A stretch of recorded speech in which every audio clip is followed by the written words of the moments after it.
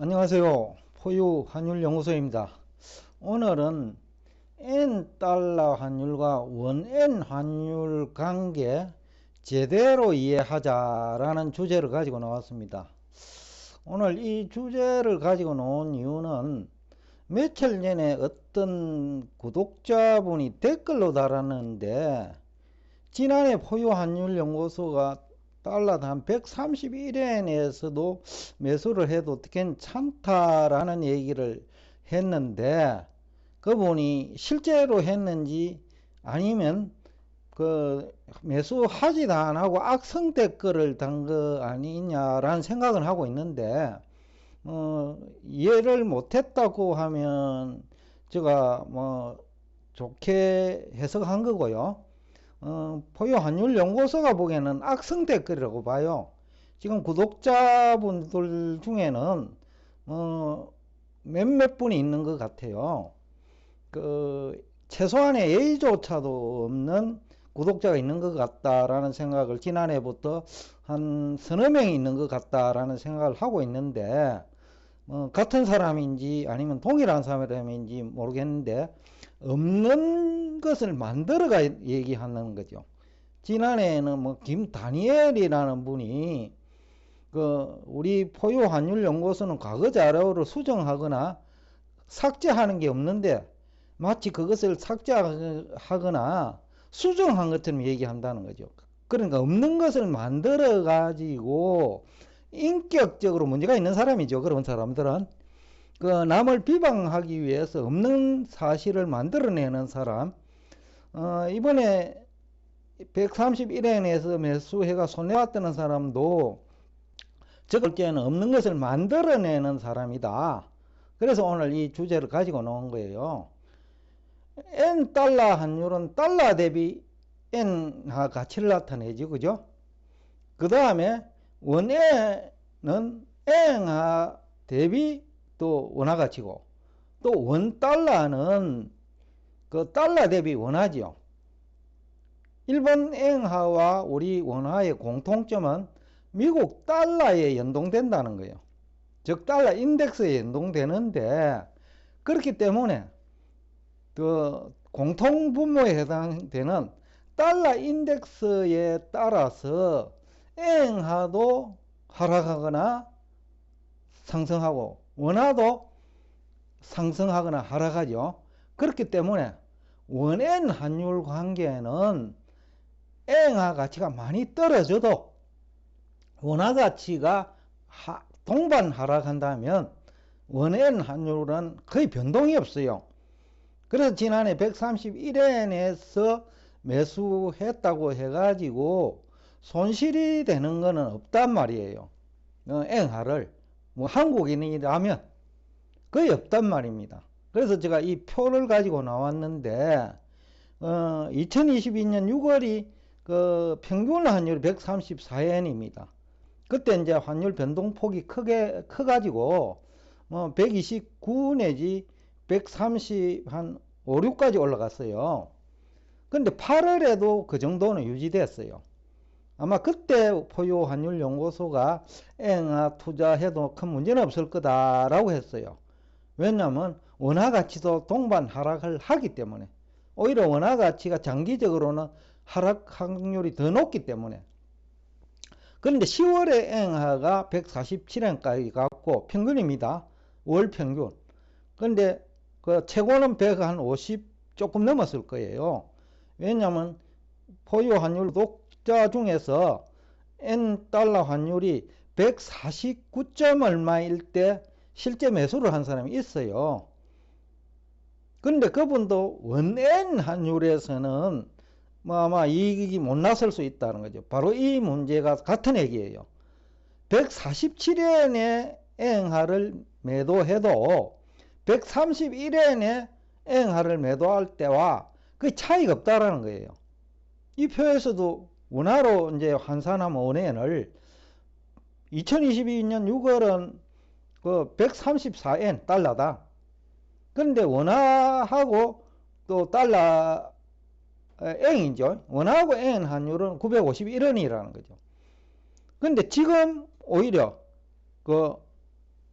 135엔, 뭐 그때 비슷하죠. 그래도 지금 원화 가치가 많이 떨어져 가지고 지난 3월 10일자로 964원이니까 실제로 애행하는 높을 때 매수하나 낮을 때 매수하나 큰 차이가 없어요.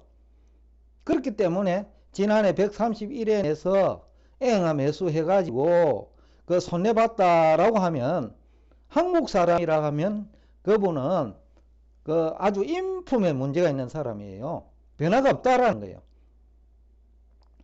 지난해 8월이 이제 뭐 평균적으로는 제일 비쌌죠. 975원인데 최근에 964원, 그 다음에 뭐 970원까지도 한때 가기도 했어요. 비슷해요. 환율이 변해도.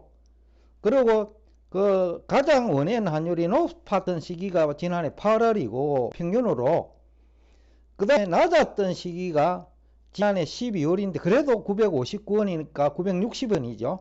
10원 차이밖에 안 나니까 손해를 봐도 1.5%밖에 안 나요. 주식과 비교하면 이거는 손해도 아니에요.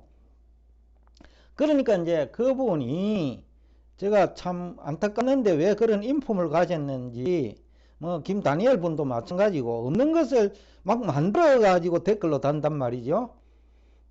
최근에 이제 원엔 환율과 관련된 그 환율 얘기하다 보니까 포유환율연구소가 환율만은 상당히 경쟁력이 미국이나 일본, 한국과 비교해도 있다고 하니까 모함을 하는 거예요. 그러니까 그런 그 인격에 문제가 있는 사람은 이번 기회를 통해서 제발 좀 나가줬으면 좋겠어요. 왜냐하면 인격이 되지 않는 사람이 다른 사람 강의를 듣는 것 자체가 뭐 침해예요. 뭐 이것도 어떻게 보면 강사 입장에서는 교권인데 교권 침해라는 거죠. 요새 인간 말종들 중에, 학생들 중에 교사한테 대드는 인간이 있잖아요. 그거와 비슷한 거죠. 교권 침해나 강사하는 권력 침해다. 없는 걸 만들어내니까. 그러니까 인간 말종에 해당되는 사람은 제가 뭐 나가라고는 하지 않겠어요. 긍정적이고 건설적인 비판은 환영해요. 왜냐하면 우리 구독자들도 그런 반대적인 얘기에는 귀를 기울여야 되니까요. 다른 데 가서 반대적인 의견을 기울이는 것보다 오히려 우리 그 방송의 댓글로 반대적인 의견을 하면 다른 시청자분이 도움이 되잖아요. 왜냐하면 한 방송 공간에서 서로 반대되는 의견을 공유하기 때문에 그 판단에 도움이 된단 말이죠. 그래서 제가 환영해요. 그런 사람은 건설적인 그 비판이라 할까, 견해라는 말이 맞겠죠. 이런 견해는 어떠냐라는 얘기를 댓글로 남겨놓으면 1년분이 오늘 방송 내용하고 좀 대조적이긴 한데 이런 얘기도 가능하겠구나라는 그 또 도움이 되는 댓글이 돼요. 그러나 없는 것을 만들어내는 그 인간 말종들은 더 이상 댓글 달지 말고 여기서 나가는 것이 맞다라는 얘기를 하고 싶습니다. 그리고 참고로 최근에 이제 미국 연준이 공격적인 긴급금리 인상을 예고하죠. 그런데 또 SVB라고 실리콘밸리 은행인데 파산을 했죠. 그럼에도 불구하고 국채금리, 실제금리죠. 시장금리가 하락하니까 채권 가격이 오르는 이유는 뭘까? 라는 것을 여러분들이 한 일주일 동안 생각을 한 다음에 여러분들의 생각을 기초로 한 일주일 있다가 이 연준 공격적인 기준금리 인상 예고 및 심지어는 실리콘밸리 은행 파산에도 불구하고 국채 투자에 실패한 거예요. 그럼에도 불구하고 실제 미국 국채 가격은 오르고 금리는 내리는 이유는 뭘까? 라는 주제를 가지고 다음 시간에는 여러분을 찾아뵙고자 합니다. 오늘도 끝까지 경청해 주셔서 대단히 감사합니다. 그리고 포유환율연구소가 환율을 가능한 얘기를 하지 않고 있어요. 왜냐면 우리가 이게 주력인데, 일부 기업에 다니는 분인 것 같은데, 아마 회사 대표로 알고 있는데, 도움을 받아놨고 자기 사무실에까지 오라고 해놓고 저희들이 시간이 맨날 노는 거 아니에요. 자기 사무실에 초대할 때는 남의 시간 뺏는 거예요. 남의 시간 뺏으면서 그게 차비도 주지 않더라는 거예요. 도움까지 받아놓고, 그리고 거기서 2시간 동안 질문을 해놓고 차비조차도 주지 않은 몰지각한 경영자가 있더라는 거예요. 그러면서 환율에 대해서는 알고 싶은 거예요. 구독자인 이유만으로 그 강사를, 바쁜 강사를 자기 사무실에 오라고 해도 되나요? 그렇지 않으면 그것이 몰지각한 경영자일까요? 바로 그것 때문에 여러분들이 피해를 보고 있다.